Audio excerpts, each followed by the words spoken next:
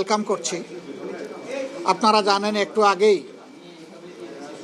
European union থেকে যারা observer হিসাবে আসবেন সেই অবজারভেশন টিমের প্রধান হিসাবে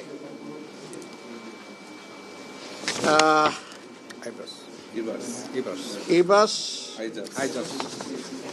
আইজাবস তিনি এসেছিলেন, তার আরও সঙ্গীদের সহ। আমরা প্রায় ঘণ্টাখানেক সময় একসাথে কাটিয়েছি।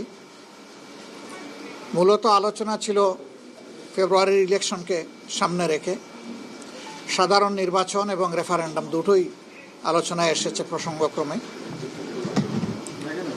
তারা জানতে চেয়েছেন আমাদের দল এবং আমাদের যাদের সাথে সমঝোতা হয়েছে ইলেকশনের জন্য আমাদের প্রস্তুতি কেমন, আমাদের এই সমঝোতা সম্পন্ন হয়েছে কিনা, না হলে কখন হবে। আমরা তাদেরকে বলেছি ইনশাল্লাহ আগামীকালকের মধ্যে এটা একটা ফাইনাল শেপ পাবে। ইলেকশন প্রক্রিয়া চলমান অবস্থায় আমরা আইন শৃঙ্খলা পরিস্থিতি, সরকারের ভূমিকা, নির্বাচন কমিশনের ভূমিকা আমরা কিভাবে দেখছি এটা তারা জানতে চেয়েছেন। তো আমরা বলছিলাম যে তারা এই বিষয়গুলো জানতে চেয়েছেন। সকলের জন্য সমতল মাঠ তৈরিতে কোনো চ্যালেঞ্জ আছে কিনা, থাকলে সেগুলা কি। তারা আবার এটাও জানতে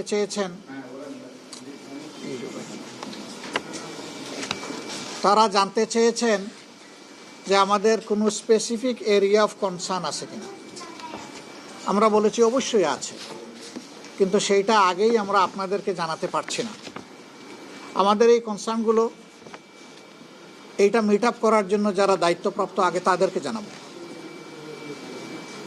প্রধানত নির্বাচন কমিশন, এবং নির্বাচন কমিশনকে অর্থবহ সহযোগিতা দেওয়ার দায়িত্ব হচ্ছে সরকারের। আমরা এই দুই অথরিটিকে জানানোর পরে আমরা যদি সমাধান পেয়ে যাই, বাইরে কাউকে আমরা জানাবো না। কিন্তু যদি আমরা সমাধান না পাই, তাহলে আমরা এটাকে অবশ্যই জনগণের জানার অধিকার আছে, আমরা জানাবো, তখন আপনারাও জানবেন। তারা এটা জানতে চেয়েছেন যে আগামীতে যদি আমরা সরকার গঠন করি তাহলে আমাদের রিলেশন দুনিয়ার বিভিন্ন দেশের সাথে কেমন হবে, আমাদের নাইবরদের সাথে কেমন হবে।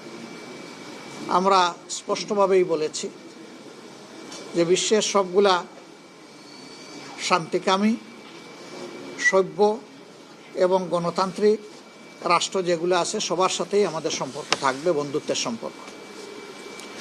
যারা আমাদের প্রতিবেশী তাদের সাথে অবশ্যই প্রতিবেশী সুলভ সম্পর্ক আমাদের থাকবে, এবং আমরাও প্রত্যাশা করব তারাও আমাদের সাথে প্রতিবেশীর মতোই আচরণ করবেন। সেই আচরণটা হবে পারস্পরিক শ্রদ্ধা এবং সমতার ভিত্তিতে। আমরা কোনো ক্ষেত্রেই কোনো অসমতা দেখতে চাই না। আমাদের ফরেন পলিসির ব্যাপারে, রিলেশনসের ব্যাপারে আমরা বলেছি যে আমরা কোনো নির্দিষ্ট রাষ্ট্রের দিকে ঝুঁকতে চাই না, বরঞ্চ সারা বিশ্বের সাথে বন্ধুত্ব আর সমন্বয় রক্ষা করেই আমরা আমাদের দেশকে সামনে এগিয়ে নিতে চাই। তারা এটা জানতে চেয়েছেন সমাজের কোন সেকশন আমাদেরকে সাপোর্ট দিচ্ছে বেশি। আমরা বলছি কোনো আলাদা সেকশন না, সবাই দিচ্ছে। তবে যুবকরা বিশ্বাস করে তাদের অ্যাসপিরেশন ফুলফিল করার জন্য জামাত যদি কোনো কমিটমেন্ট দেয় সেটা জামাত রক্ষা করবে। এই বিশ্বাসের জায়গা থেকেই এ পর্যন্ত হয়ে যাওয়া গুরুত্বপূর্ণ পাবলিক বিশ্ববিদ্যালয়গুলোতে যে নির্বাচন হয়েছে এখানে তার রিফ্লেকশন হয়েছে, যুবশক্তির সেখানে রিফ্লেকশন দেখা গেছে।